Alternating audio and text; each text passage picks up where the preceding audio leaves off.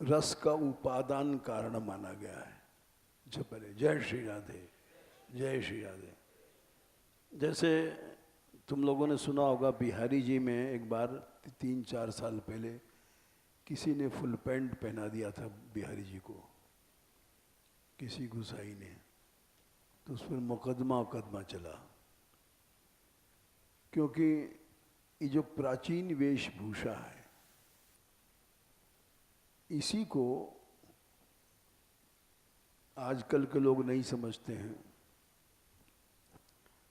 ठाकुर जी का जो श्रृंगार है वो प्राचीन वही होना चाहिए। अब कल को कोई बंशी बदल के क्लारनेट रख दे तो सब गलत है। हाँ, अपनी अकल लड़ावे। तो इसीलिए प्राचीन जितनी भी वेशभूषा है उसका कोई महत्व होता है, और इसीलिए हमने ये सब धोती पुती हटा के लहंगा, प्राचीन ब्रज का गोपियों का श्रृंगार, और माला हम सोचते थे बहुत तरह की माला हमने बदल बदल के ट्रायल किया, लेकिन ये अभी एकदम हमको ऐसा लगा कि अच्छी मोटे मोटे दाने भी हैं, हल्की भी है, नाचने में टूटेगी भी नहीं, तो हमने कहा इसको अभी इंतज़ाम कर लेंगे श्रृंगार के लिए। दासास्तु प्रश्रितास्तस्य निदेशवशवर्तिना विश्वस्ता विनम्रित प्रभुता ज्ञान विनम्रिद्धि। आश्रय में प्रकरण चल रहा है, अहंता और ममता बाधक है। ये अगर भक्ति है तो अहंता ममता चली जाएगी, और अहंता ममता है तो भक्ति चली जाएगी। ये बात पहले समझ लेना चाहिए। भक्ति करने के पहले ये समझना जरूरी है, नहीं तो सारा मेहनत बेकार है। अहंता तो उसी समय भगवान से दूर कर देती है, उसी समय। और यहां तक नारद जी ने कह दिया है कि भगवान जैसे हम लोग राग द्वेष करते हैं, भगवान भी बहुत द्वेष करता है, बहुत ज्यादा द्वेष करता है। अहंकार से ईश्वर स्याप्यभिमान द्वेषित्वात् दैन्य प्रियत्वाच्च। एक ही सूत्र ऐसा है कि जीवन में आ जाए तो भगवान आ जाए। भगवान को अभिमान से द्वेष है, थोड़ा सा भी मैं आया और भगवान से दूर हो गया, थोड़ा सा भी, बहुत दूर चला जाता है, करोड़ों कोस दूर चला। इसका प्रमाण ले लो, क्योंकि बिना प्रमाण के बात जमती नहीं है। थोड़ा सा अहम आया और भगवान से करोड़ों कोस दूर चला जाता है। 3 स्कंद के 5वें अध्याय में मम और अहम आया यत्सानुबंधे असति देह गेहे। क्या संख्या है? ममाहमित्यूढ़ दुराग्रहाणाम।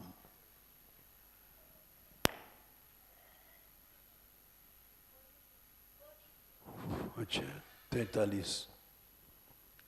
इसको समझ लो, ये तुरंत भगवान से अलग कर देती है। चाहे कितना बड़ा विद्वान पंडित महात्मा आचार्य, चाहे वो हनुमान जी थे, चाहे गोपी जन है, कोई है, ये एटर्नल लॉ है। ममाम ममाहम इति, मम और अहम, ये क्यों होता है? सानुबंधे असति देह गेहे। शरीर और गेह परिवार इत्यादि में ममता, इनमें जहां मम और अहम, ये मेरी बहू, मेरा बेटा, मेरा शरीर मैं शरीर ये आया, ऊढ़ दुराग्रहाणाम, ये दुष्ट आग्रह है। ये इतना दुष्ट है कि पुंसाम सुदूरम वसतोपि पुर्याम, कि भगवान यहाँ हर समय रह रहे हैं, इस पुरी में हर समय, लेकिन दूर नहीं, सुदूर, अनंत दूर चले जाते हैं भगवान, अनंत दूरी चली जाती है जीव में। ये बड़ा सिद्धांत अमोघ है।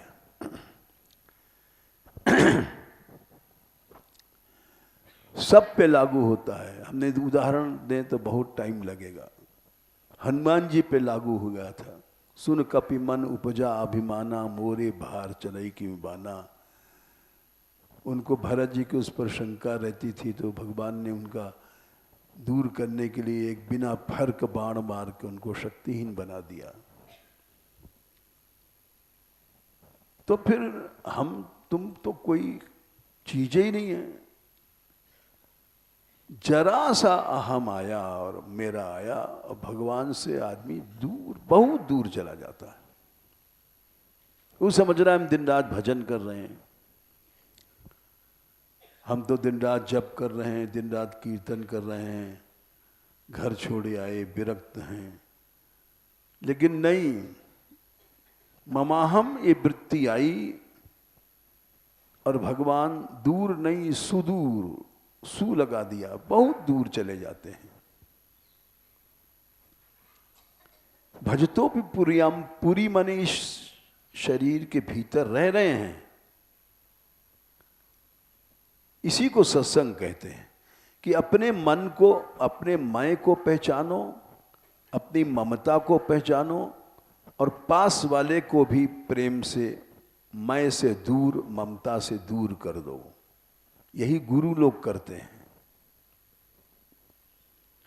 जो सच्चे गुरु होते हैं वो केवल शिष्य के मैं और मेरापन को दूर कर देते हैं।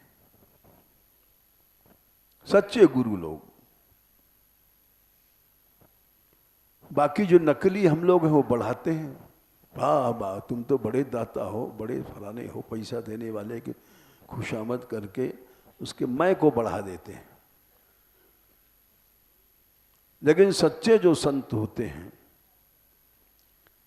वो मैं और मेरापन उसका दूर कर देते हैं। और हम जैसे लोग हैं वो पैसा खींचते हैं, अज्ञान दूर नहीं करते और बढ़ा देते हैं। हरई शिष्य धन शोकन हरई, सो गुरु घोर नरक में परई।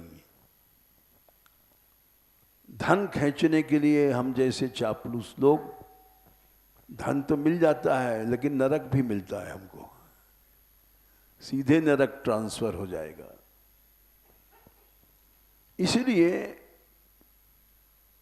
सच्चा हित यही है, सच्ची दया यही है, सच्ची कृपा यही है।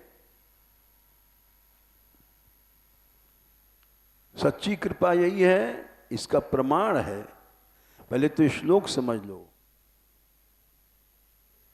कि जो मैं और मेरा पैदा हुआ ये वृत्ति मन में, ये क्यों हुई?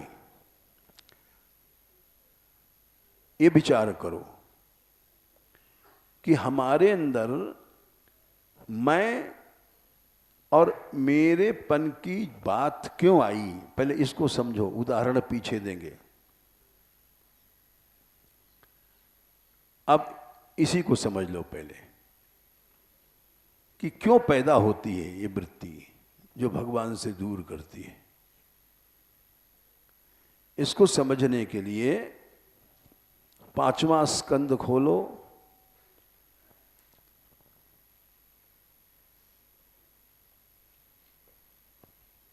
12वां अध्याय खोलो,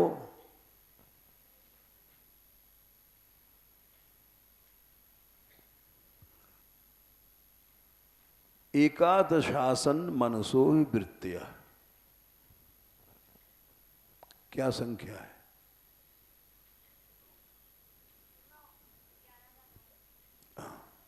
11 का 9, हाँ 11 का 9, 5, 11, 9। इसमें ये बताया गया है कि ये गंदी वृत्ति क्यों पैदा होती है, जो भगवान से एकदम दूर कर देती है।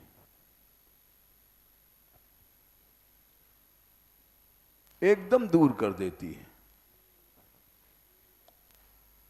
एकदम दूर करने की एक बात सुना दें तुमको। देखो, बच्चों को समझने की बात है। देखो तुम लोग सुनो। एक बार इंद्र का ऐरावत हाथी जो स्वर्ग में रहता है, उड़ता है, सब जगह चलता है, वो यहां आया पृथ्वी लोक में। तो क्यों आया था? हाथी को गन्ना बहुत प्रिय है, जिसमें गुड़ बनता है ना, गन्ना। तो गन्ने के खेत में वो अपना गन्ना खाने के लिए आ गया। क्यों आया? हाँ, हाथी को अच्छा लगता है। तो रात में एक खेत वाला गया अपने खेत की रखवाली करने, तो देखा सफेद रंग का हाथी, प्रकाश निकल रहा है। अरे, वो जब पास गया तो उड़ गया वो आकाश में। तो सब गांव में जाकर के कहा कि अरे, एक सफेद सफेद हाथी बहुत बड़ा और आकाश में उड़ गया हमारे खेत में। बोले अच्छा। तो सब लोग रात को बैठे रात में। तो फिर वो आकाश से आया रात को और गन्ना खाने लग गया। तो पहुंच करके जैसे पहुंचे वो जाने लग गए। अरे बोले महाराज जाओ मत, आप कौन हो बताओ। बोले हम तो इंद्र के हाथी हैं, हमारी मौज है, हम यहाँ चले आए। वहाँ तो बड़े बड़े नंदन वन वगैरह हैं। तो कैसा है पूछने लग गए। नंदन वन कैसा है? वहाँ दिव्य आम के पेड़ हैं, ऐसे ऐसे आम और सब बताने लग गया। तो सब ने कहा हमको भी ले चल सकते हो? बल्कि हाँ ले चलेंगे। तो कल आ जाना। दूसरे दिन हाथी आया और बोले ठीक है, हमारी पूंछ पर पकड़ के लटक जाओ। तो पूंछ पर एक आदमी लटका, उसकी टांग फिर दूसरे ने पकड़ी, उसकी टांग तीसरे ने पकड़ी, उसकी टांग चौथे में पकड़ी, उसकी 5, ऐसे ही सब लाइन लग गई और आकाश में उड़ा हाथी। जब काफी ऊपर उड़ गया तो बात करते रहे लोग। बोले अरे ऐरावत हाथी, वहाँ आम का पेड़ जो तुम बताए दिव्य होते हैं, तो कैसा होता है? बोले बहुत बड़ा आम होता है, तुम खा नहीं सकते हो। तो वो नीचे वाले पूछते थे उससे कि क्या कहा ऐरावत ने? बोले ऐसा कहा वैसा कहा। बोले आम कितना बड़ा होता है? तो उसने हाथ छोड़ के इतना बड़ा होता है। सब गिरे और मर गए, एक साथ गिरे और मर गए। क्या समझे? ऐसे ही इस श्लोक को समझा रहे हैं कि जो अहम मैं है ये भगवान से दूर कर देता है। अब इस श्लोक को समझो। पुंसाम सुदूरम वसतो पिपुरयाम। एकदम से हम लोग भगवान से अलग हो जाते हैं और संसार में गिर के चूर हो जाते हैं। खत्म, भक्ति सब खत्म। ये इस श्लोक में कहा है। पुंसाम सुदूरम, दूर नहीं बहुत दूर, भजतो पिपुरयाम। तो ये अब चलो 5, 11, 9 फिर से। अच्छा एक बात बताओ, भगवान से दूर क्यों होता है? बताओ कोई बच्ची। अच्छा ठीक है, मैं अहंता, बोलो अहंता के कारण भगवान से दूर हो जाता है। अहंता माने मैं, बोलो, और ममता माने मेरापन। अहंता क्या है, बोलो, मैं, और ममता क्या है, हाँ।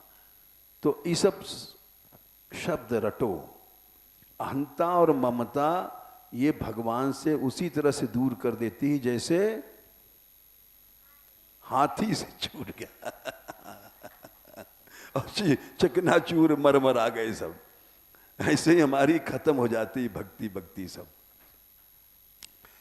अच्छा, अब इस श्लोक को समझो। 5, 11, 9। एकादशासन मनसो ही वृत्तया। मन की वृत्तियां 11 हैं। देखो, इस मंदिर में कई दरवाजे हैं। नहीं, बाहर निकलने के। कौन कौन? अच्छा, ये भी, हाँ, हम 2 ही समझ रहे हैं, हमसे ज्यादा होशियार है वाह भाई, ये तो हमारी भी नानी। तो मन के 3 दरवाजों से हम लोग निकलते हैं इस मंदिर में। वैसे ही मन, जो हमारा मन है, इसके निकलने के 11 दरवाजे हैं। कितने हैं? हाँ, अब अर्थ समझो। एकादशासन मनसो ही वृत्तया। मन के वृत्ति माने बरतने के यानी निकलने के 11 दरवाजे हैं। 11 दरवाजे कौन कौन है? देखो, बहुत जल्दी समझ जाओगे। है बड़ा कठिन श्लोक, लेकिन हर बच्चा समझ जाएगा। तो मन के निकलने के कितने दरवाजे? 11। कौन कौन है? सुनो। आकूतयः 5, और धियः 5, 5, 5, 10, और अभिमान 11। आकुति माने 5 कर्मेंद्रिय, काम करने की इंद्रियां, उनको क्या कहते हैं? कर्मेंद्रिय। हाँ, कर्मेंद्रिय 5 हैं। बता सकते हो एक आध? हाँ, बोलो जोर से, बोलो बोलो। नहीं, आकुति माने कर्म इंद्री 5 हैं। देखो, हम काम किससे करते हैं? ये क्या है? 1, चलते कैसे हैं? 2, और मलमूत्र त्याग करते हैं, 2 नीचे की, क्या हुई? और बोलते किससे हैं? हाँ, तो 5 ये कर्म इंद्रिय हैं। आ गया समझ में? और 5 ज्ञानेंद्रिय हैं। ज्ञानेंद्रिय मैंने जिससे ज्ञान होता है। हमने देखा, अच्छा ये लाल दुपट्टा है, तो कैसे ज्ञान हुआ? आंख से। तो आंख ज्ञानेंद्रिय है, ठीक है। अब हम बोल रहे हैं, तुमको कैसे पता पड़ रहा है? कान से। तो कान ज्ञानेंद्रिय है, ठीक है। और बदबू आ गई, क्या है? हाँ, ये घ्राणेंद्रिय ये बताती है बदबू है कि सुगंध है। ये 3 भाई। और ये ठंडा गरम जाड़ा लग रहा है, ये क्या है सारे शरीर में? त्वग इंद्री, त्वचा। और मीठा खट्टा कौन बताती है? जीभ। यहां मुंह में 2 इंद्री हैं, एक ज्ञानेंद्री, एक कर्मेंद्री। एक तो बोलने के काम करती है, एक मीठा खट्टा बताने का। तो ज्ञानेंद्री भाई कान, नाक, आंख, त्वचा और रसना। तो 5 कर्मेंद्रिय और ज्ञानेंद्रिय। बोलो। अब हम किस पर बैठे हैं? तखत पे। तुम किस पे बैठे हो? जमीन पे। बिना जमीन के तो नहीं बैठ सकते, कि बैठ लोगे? यहां छोड़ दें, बैठ लोगे आसमान में? तो इसी तरह से मन जो दौड़ता है, वृत्ति माने चलता है, तो उसके चलने की जो जमीन है वो 11 होती है। क्या समझे? जैसे तुम्हारे बैठने की एक जमीन है, तो मन के चलने की जमीन 11 होती है। बोलो। हाँ, अब तुम लोग समझो इस श्लोक में, एकादशासन मनसो ही वृत्तिया, मन की वृत्तियां रास्ते 11 हैं। आकुतया कर्मेंद्री 5 और पंचधिया ज्ञानेन्द्रीय 5 5 10 और अभिमान 11। ये तो 11 रास्ते हैं चलने के, मन के। अब इन 11 रास्तों के लिए जमीन क्या है? मात्राणी 5, कर्माणि 5 और मात्राणी कर्माणि और क्या है? पुरम, शरीर। 5 5 10 से 11, 11 जमीन है जिन पर मन चलता है। भूमि माने जमीन है, आधार है। 11 तो रास्ते हैं और रास्ते के लिए 11 जमीन है, भूमि, जिस पर मन चलेगा। आई समझ में? तो जैसे मात्राणी माने आंख को देखने के लिए रूप चाहिए, तो रूप एक जमीन हो गई। सूंघने के लिए गंध चाहिए, तो गंध एक जमीन हो गई। सुनने के लिए शब्द चाहिए, तो शब्द एक जमीन हो गई। चाखने के लिए रस चाहिए, मीठा खट्टा, तो रस एक जमीन हो गई। छूने के लिए स्पर्श चाहिए, तो एक जमीन हो गया। तो 5 ये जो विषय हैं, शब्द, स्पर्श, रूप, रस, गंध, ये 5 मन के चलने की जमीन है। और 5 कर्मेंद्रियां का जो काम है वो भी जमीन है। जैसे हाथ से काम करना, मन कहेगा तब हाथ काम करेगा, मन ने कहा तब पांव चलेगा। तो मन ही काम करता है, मन ही चलता है, और मन ही मलमूत्र त्याग करता है। क्या समझे? हाँ, अब जैसे हमको पेशाब लगी है, तो मन कहेगा यहां मत करो, यहां कपड़ा भीग जाएगा, लोग देखेंगे, चलो वहां चलो। समझे कि नहीं? कि यही कर देगा आदमी? नहीं करेगा, क्योंकि मन ने कहा वहां चलो, बाथरूम में। तो इसलिए मन ही लघु शंका करता है, मन ही टट्टी फिरता है, और मन ही बोलता है। क्या समझे? मन ही बोलता है। अब जैसे कोई गुस्से में है और तुम बोलोगे तो नहीं बोलेगा, है कि नहीं? उसकी जुबान थोड़ी कट गई है, लेकिन मन कहता है अब नहीं बोलना है, तो जीभ नहीं बोलेगी। मन ने कहा यहां पेशाब नहीं करना है, तो कुछ नहीं, बैठे रहो। तो ये मन ही कर्म करता है और मन ही ज्ञानेंद्रियों में जाकर के ज्ञान प्राप्त करता है। तो ये 5 मात्रा माने शब्द, स्पर्श, रूप, रस, गंध, ये जमीन है, इन पर मन चलता है। और 5 कर्मेंद्रियों के जो विषय हैं इन पे मन काम करता है, ये जमीन है। और एक शरीर है जिस पर अहंकार करता है। अभिमान की जमीन क्या है? शरीर। अभिमान की, हाँ, जैसे हम तुमको बता दें कि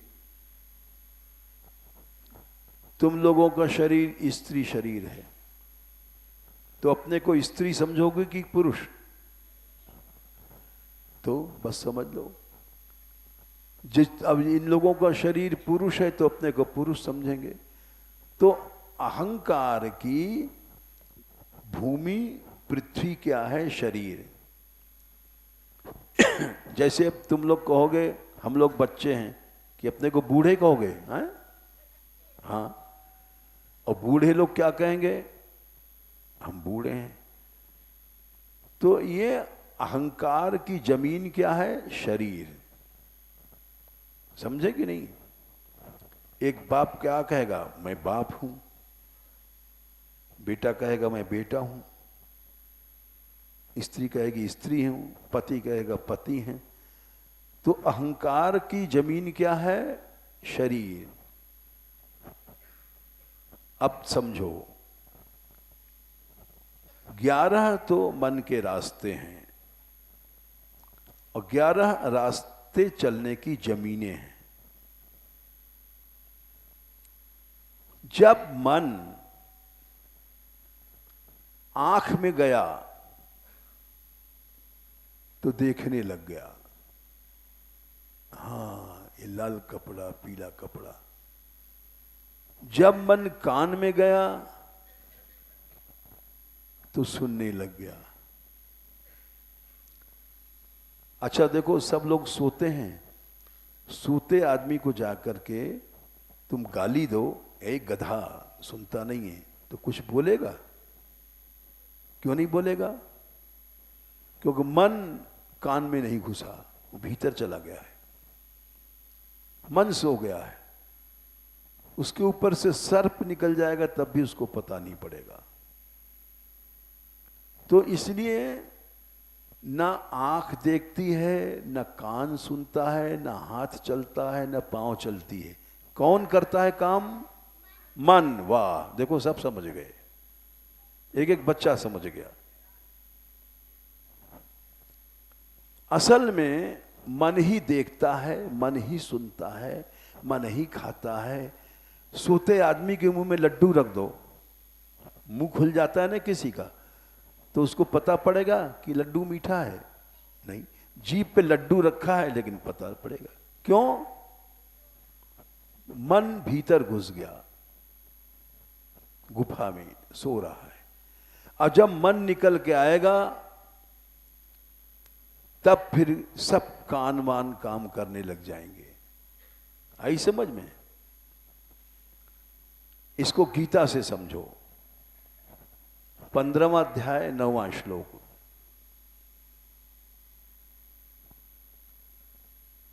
श्रोत्रम चक्षु स्पर्शनम च रसनम घ्राणमेव च, ये 5 ज्ञानेंद्रियां हैं। श्रोत्र माने सुनना, चक्षु देखना, स्पर्श छूना, रसना खाना पीना, घ्राण सूंघना, ये अधिष्ठाय मनश्चायम, मन के आश्रय ये विषयों को भोगता है जीव, और मन के बिना नहीं भोग सकता। सबका मूल कारण है मन।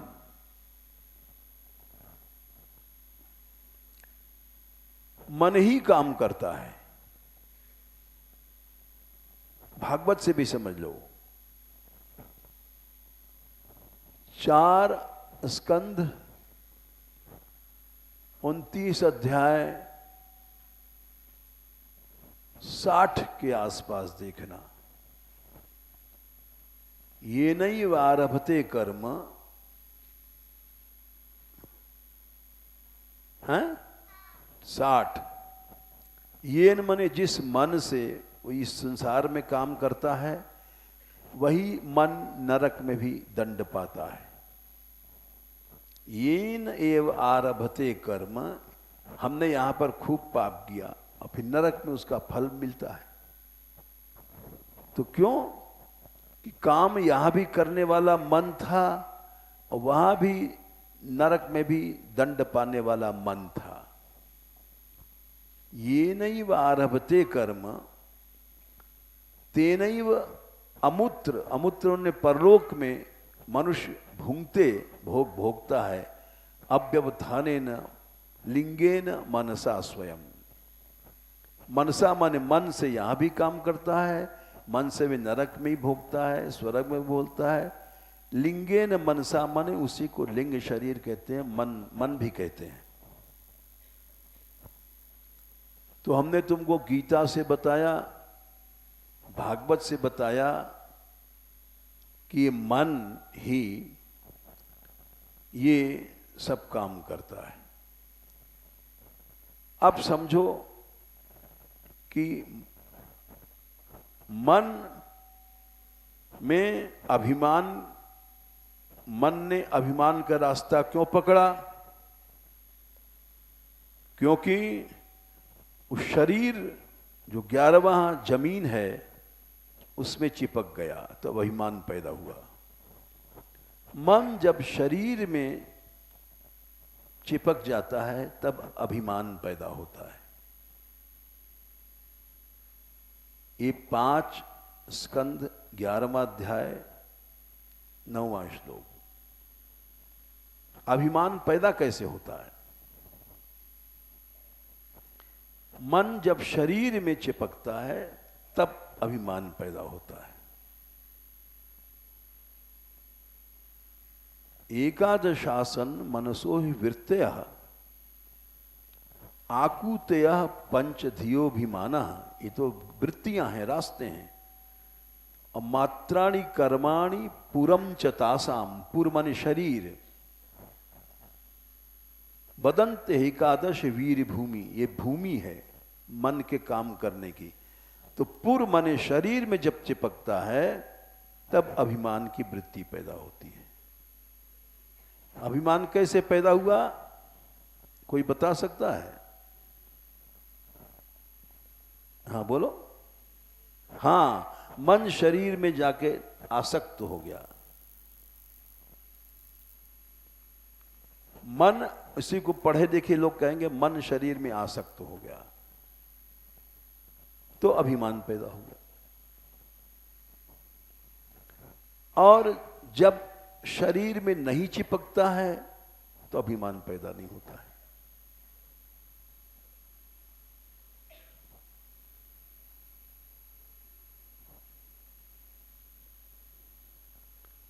अहंकार कैसे पैदा होता है? अब इसी के नीचे 5, 11, 9 के नीचे 5, 11, 10 अहंकार कैसे पैदा हुआ ये बताया। अब ममता कैसे पैदा होती ये सुनो। गंधा कृति स्पर्श रसः श्रवांसी, ये 5 ज्ञानेंद्रियों की भूमियां हैं, जमीन। गंध आकृति रूप, स्पर्श रस जीभ से, श्रवान से शब्द, ये 5 ज्ञानेंद्रियों की भूमि है। गंधाकृति स्पर्श रस श्रवांसी, और 5 कर्मेंद्रियों के विसर्ग रत्यर्थभि जल्प शिल्पा। विसर्ग माने मलमूत्र त्याग करना, रति माने भोग भोगनाई, शिष्ण लिंग योनि कुछ भी समझ लो, रति की। इसलिए भोग में 2 इंद्री लगती है, रति की इंद्री लगती है और ज्ञानेन्द्री त्वचा। विसर्ग रति, अर्ति माने चलना, विसर्ग रत्यर्थ, प्रजल्प माने बोलना, शिल्प माने काम करना हाथ से। 5, 5, 10 एकादशम स्वीकरणम ममेति। 11 है मेरापन, स्वीकरण, ये ममता की वृत्ति है। और 12वीं अहमता की, शय्या मने शरीर। तो यहां पर उन्होंने अहंता के दो भेद कर दिए, अहंता और ममता। ममता, ये ममता की जमीन कहां है? बोला सारा संसार। जिसको तुम अपना बना लेते हो, स्वीकरणम माने अपना बनाना। लोग सारे राज जीत लेते हैं, दुनिया जीत लेते हैं, तीनों लोग जीत लेते थे असुर लोग। ममता का बहुत बड़ा क्षेत्र है। ममता में आदमी एक मकान बनाया, 2 मकान बनाया, फिर शहर खरीदा, राज्य खरीदा, बढ़ता जाता है ममता।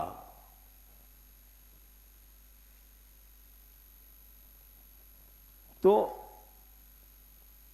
अहंता ममता हमने कोशिश किया समझाने की। अब ये दोनों चीजें उस श्लोक को समझो, 3, 5, तीसरे स्कंद के 5वें अध्याय में 44 की 43, यद सानुबंधे 43, अनुबंध और गेह ये ममता की वृत्ति है, और देह ये अहंता की वृत्ति है। ये दोनों भगवान से दूर कर देती है।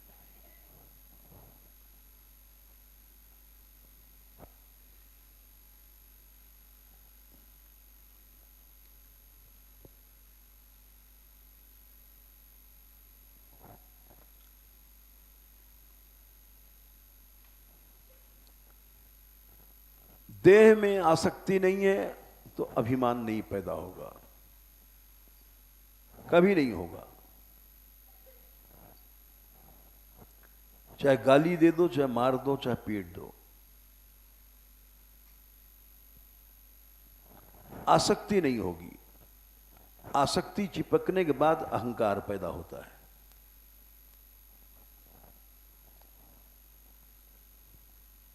ज्ञानी पुरुष की आसक्ति नहीं होती है। गीता से समझ लो, 3/28,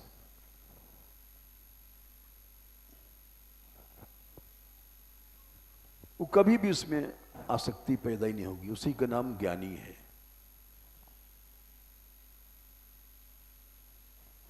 3/28 मिला। तत्ववित्तु माने जो ज्ञानी है, तत्ववित्त माने ज्ञानी। महाबाहो, गुण कर्म विभाग में गुणा गुणेषु वर्तन्ते। ये सब रजोगुण तमोगुण काम कर रहे हैं, हम इससे अलग हैं। हम शरीर नहीं हैं, हम इंद्री नहीं हैं। ये सब 3 गुण हैं अलग, ये काम कर रहे हैं। इति मत्वा न सज्जते।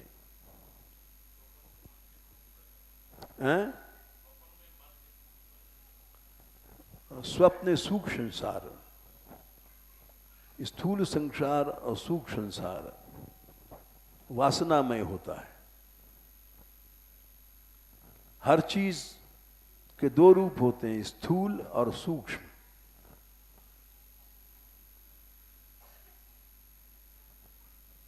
तो इसलिए मनुष्य तत्ववेत्ता आसक्त नहीं होता।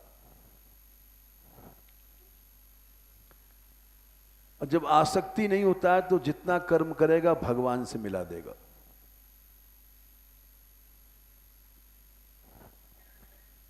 इसका भी प्रमाण ले लो, 3/19,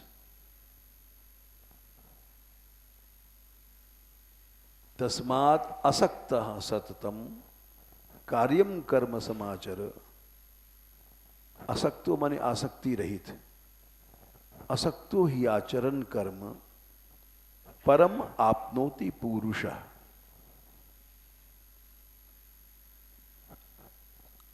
परम पुरुष को प्राप्त हो जाएगा वो। हम जैसे मूर्ख हैं, मर रहे हैं आसक्ति में। लड्डू लाओ, पेड़ा लाओ, पैसा लाओ, धूला लाओ, भोग लाओ, मर रहे हैं ससुर। भगवान कहां से मिल जाएगा? देह की आसक्ति में, यहां हालांकि बहू नहीं, बेटा नहीं, लेकिन शरीर की आसक्ति, मर रहे हैं। लाओ भाई, लड्डू लाओ, बर्फी लाओ, कहीं से पैसा लाओ, मर रहे हैं आसक्ति में। और गृहस्थी तो कहता है हमारी बहू, हमारा बेटा, हम कहते हैं हमारा चेला, हमारी चेली। आसक्ति नहीं हटती। साधु बन गए हम, लेकिन आसक्ति नहीं जाती।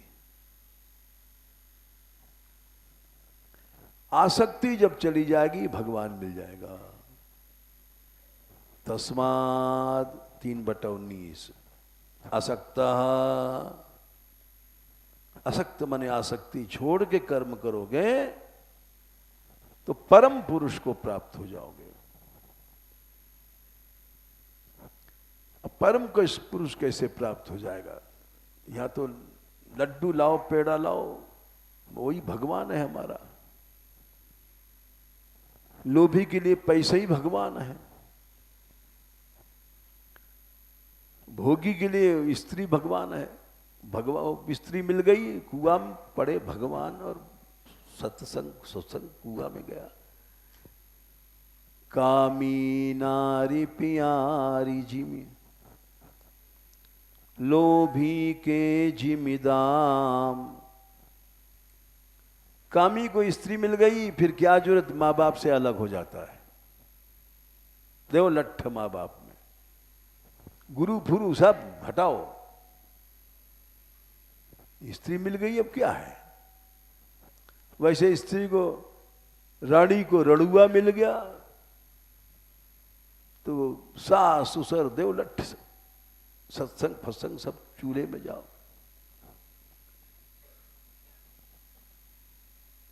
यहां तक कि ब्याह होने के बाद हमने देखा है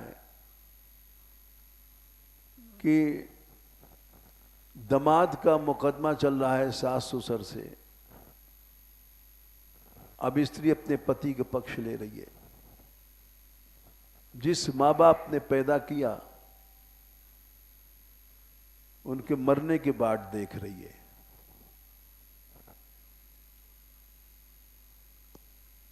सब धर्म फर्म खत्म हो गया। तो इसीलिए कहा गया कामी ही नारी प्यारी जिम, लोभी के जिम दाम। जैसे कामी पुरुष अपनी स्त्री में या स्त्री अपने पति में आसक्त होकर के तो सब छोड़ देती, भगवान सब खत्म। तो आसक्ति ही भगवान में हो जाए। तिमि रघुनाथ निरंतर प्रिय लागव मोय राम। ऐसी आसक्ति भगवान में हो जाए। भगवान ने कहा, एक अर्जुन से एक बात कहा कि भजन तो सब करते हैं, हम भी कर रहे हैं साहब, बाजा लेके तान तोड़ते हैं, लेकिन भगवान में आसक्ति नहीं है। सोचते हैं हमारा रंग जमा कि नहीं जमगा, देह में आसक्ति है। भगवान ने कहा आसक्ति मुझ में करके भजन करोगे तो फल मिलेगा। देखो 7वां अध्याय, पहला श्लोक। मई आसक्त मनाह पार्थ, मेरे में आसक्ति हो जाएगी तब भजन करेगा, तब मैं मिलूंगा। अभी तुम लड़ुआ के लिए मर रहे हैं सवेरे से। हंसती है श्री जी, सही कह रहे हैं। मई आसक्त मनाह पार्थ, मेरे में आसक्ति करने के बाद तुम भजन करो। योगम युंजन मदाश्रय है। अब आसक्ति तो इधर उधर है, ऊपर से भजन चल रहा है। वाह, जैसे परशुराम देव ने लिखा कि खूब भजन कर रहा है, बड़ा जोर सत्संग करता है, लेकिन आसक्ति कहां है? सत्संग में नहीं है। परसा कीड़ा नीम का, चाखा चाहे खाड़। है नीम का कीड़ा, सोचता है हमको खाड़ मिल जाए, और खाड़वा नीम में कहाँ है? वो तो नीम कड़वी है। परसा कीड़ा नीम का, चाखा चाहे खाड़, और तन राखे सत्संग में, और मन में राखे राण। सत्संग में तो मन है नहीं, तन शरीर तो सत्संग में है, और मन राण में है। वो कैसी आंख है, किसका कान है, कैसा नाक है, तो उसको राण ही मिलेगी, भगवान तो मिलेगा नहीं। राण को ले जाओ, भगवान नहीं मिलने वाला है। वो चर्म खंड मिल गया, क्योंकि तुम्हारा लक्ष्य था, सत्संग लक्ष्य नहीं था। सत्संग लक्ष्य होता है तो मनुष्य अन्य आसक्तियां खत्म हो जाती हैं। सत्संग माने अन्य आसक्तियां खत्म। देख लो सत्संग की परिभाषा, 11वां स्कंद 12वां अध्याय, शुरू के 2 श्लोक।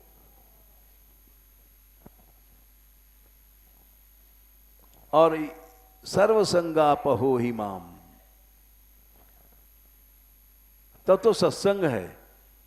और नहीं, सत्संग नहीं हो रहा है, बस बैठे हैं सत्संग में, लेकिन मन जहां है, पैसा में है, स्त्री में है, पुत्र में है, संग सत्य हो रहा है, सत्संग नहीं हो रहा है।